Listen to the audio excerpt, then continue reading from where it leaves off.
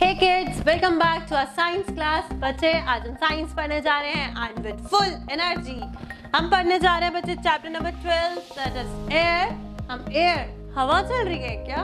ये हवा ये हैंड में क्यों नहीं आ रही है?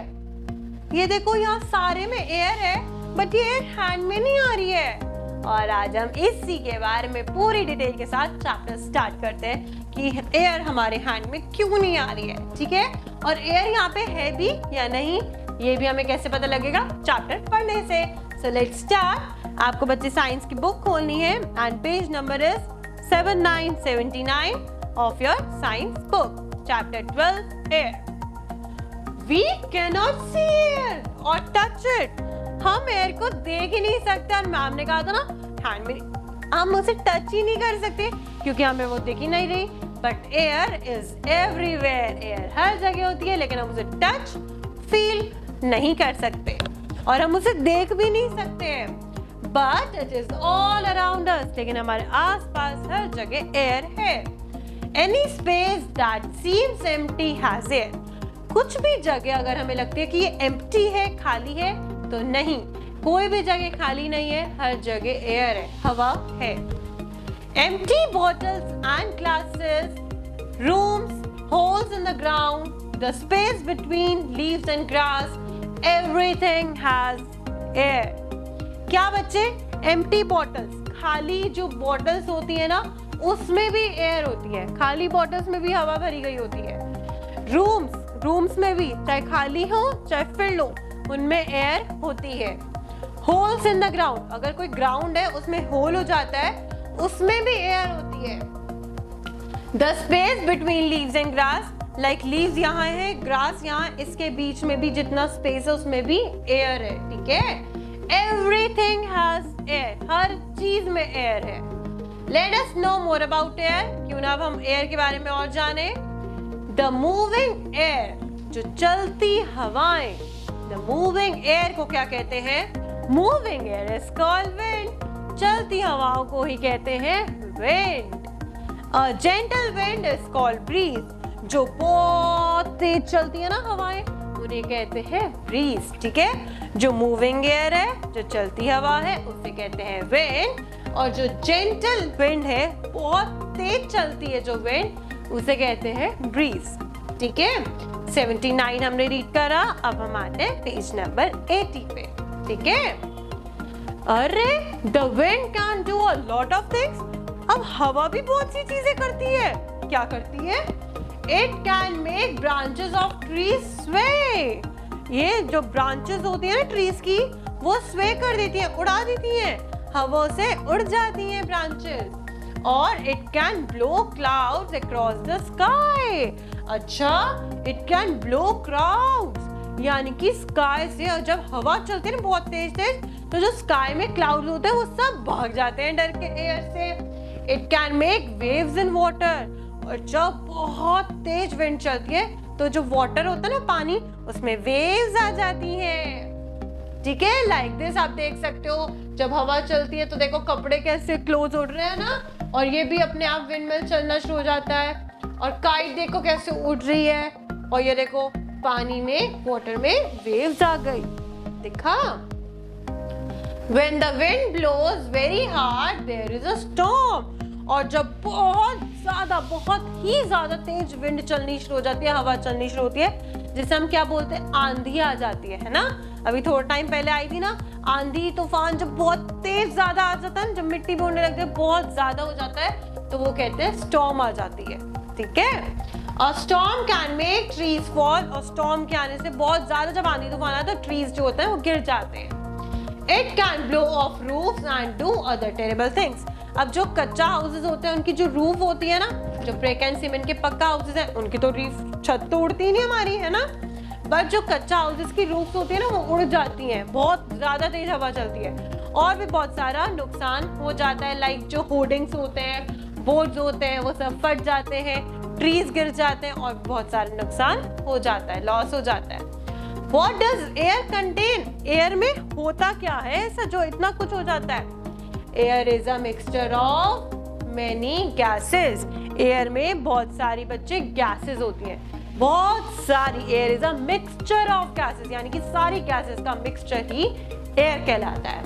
It also contains many other things, उसमें और भी चीजें होती हैं। क्या क्या होती हैं? सम ऑफ द थिंग्स आर, कुछ चीजें जर्म्स, गंदे गंदे जर्म्स भी होते हैं हवा में, डस्ट भी होती है, मिट्टी भी होती है, स्मोक, धुआं भी होता है, वाटर वेपर्स, जो वाटर वेपर्स होते हैं ना, छोटे छोटे वाटर ड्रॉपलेट्स, वो भी होते हैं।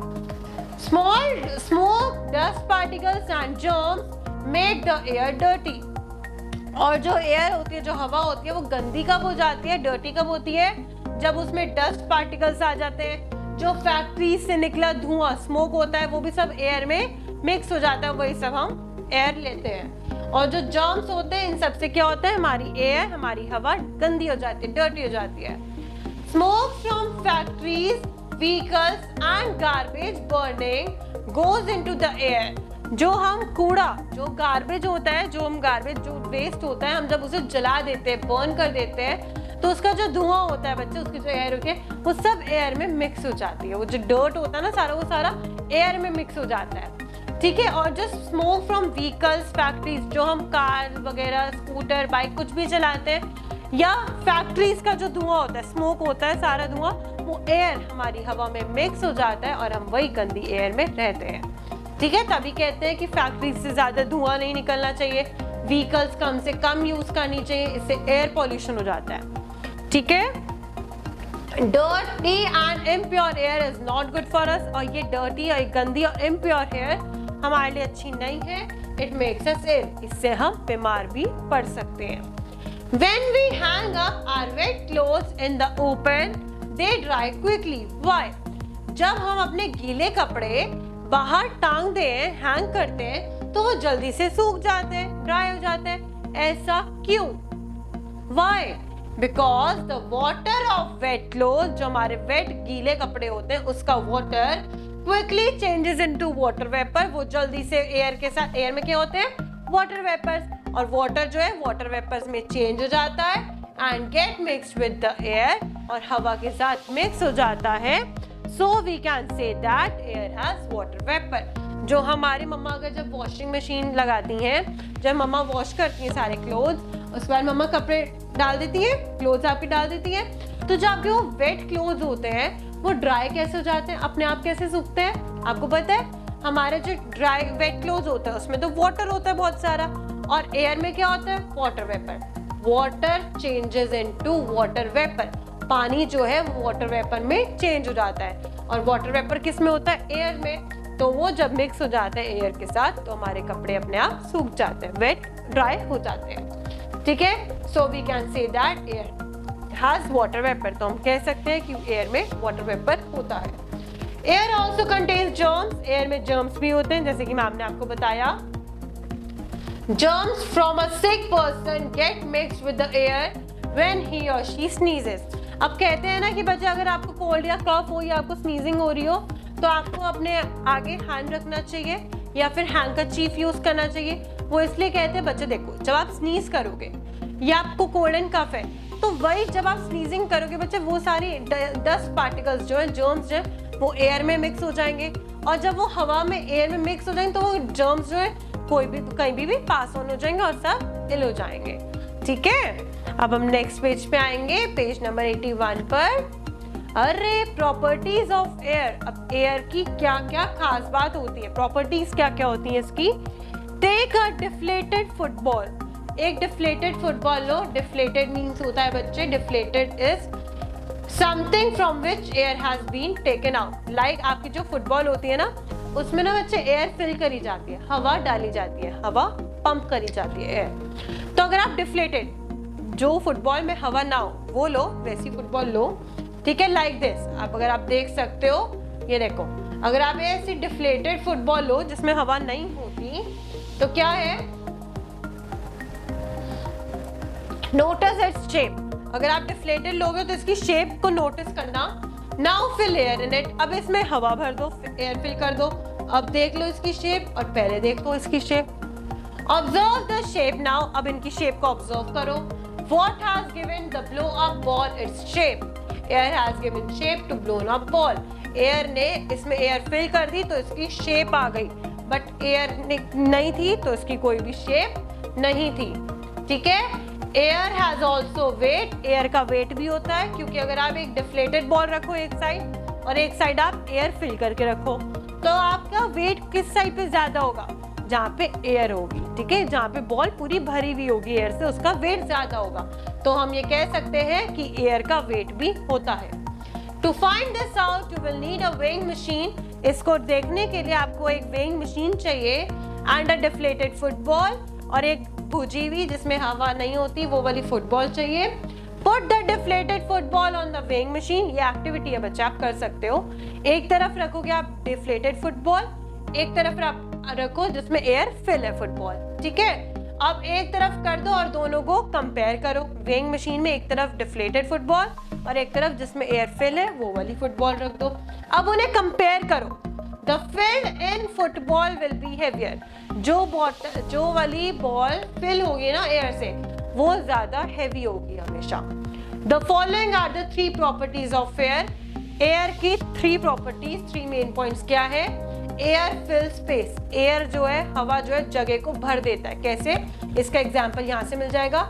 यहाँ हम ये अभी इसमें एयर नहीं है तो ये फिल नहीं है, हमने एयर को भरा तो एयर ने वो स्पेस को कवर कर दिया, उसके अंदर बॉल के अंदर जितनी स्पेस थी उसमें हवा भर दी तो वो सारी स्पेस ले ली उसने।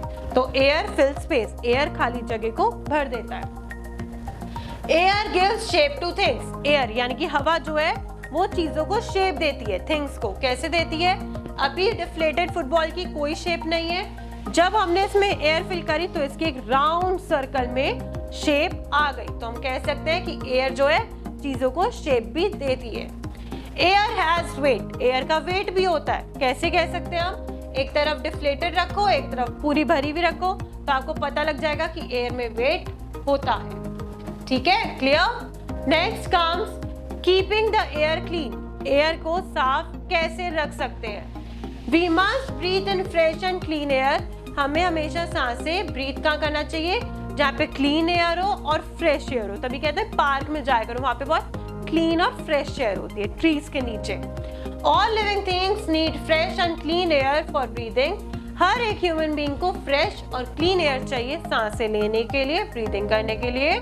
We should keep doors and windows open in the morning to let fresh air in, हमें अपने सुबह के टाइम पे, मॉर्निंग टाइम पे अपने घर के डोर्स और विंडोज को ओपन रखना चाहिए ताकि फ्रेश एयर अंदर आ जाए। We should play outdoor games, हमें हर टाइम घर के अंदर भी नहीं रहना चाहिए, घर के बाहर निकलना चाहिए ताकि हम आउटडोर गेम्स के लिए और हमें फ्रेश एयर मिले। Rain brings the dust down and makes it clean, rain जो है जब रेन आती है ना तो डस्ट उड़ जाती है, यानी कि जो मिट्टी होती है वो उड़ जाती है और इससे हमारी एयर जो होती है वो क्लीन हो जाती है। Green plants make the air fresh, और जो अगर हमारे कहते हैं ना प्लांट मोर ट्रीज, जितने ट्रीज आपके आसपास होंगे उतनी फ्रेश एयर आपके पास होगी। We should grow more plants, इसलिए हमें मोर प्लांट्स ग्रो करने चाहिए। Chapter is finish. अब आपका आता है बच्चे पेज नंबर 82 पे आपका सारा बुक वर्क है। True false, match the following. Page 83 पर है बच्चे fill in the blanks, write two examples of each. ये आपका बुक वर्क है और आंसर द फॉलोइंग क्वेश्चंस, ये आपका नोटबुक वर्क है। आपको वर्क कंप्लीट करना है, मैम असाइनमेंट सेंड करेंगी और उससे पहले आपको ट्राई करना है अपने आप इसे सॉल्व करने की। ठीक है, इससे पता लगेगा मैम को आपको चैप्टर क्लियर हुआ या नहीं हुआ। ठीक है, वर्क कंप्लीट करेंगे with pencil and a nice handwriting. Hope you all have understood. Thank you.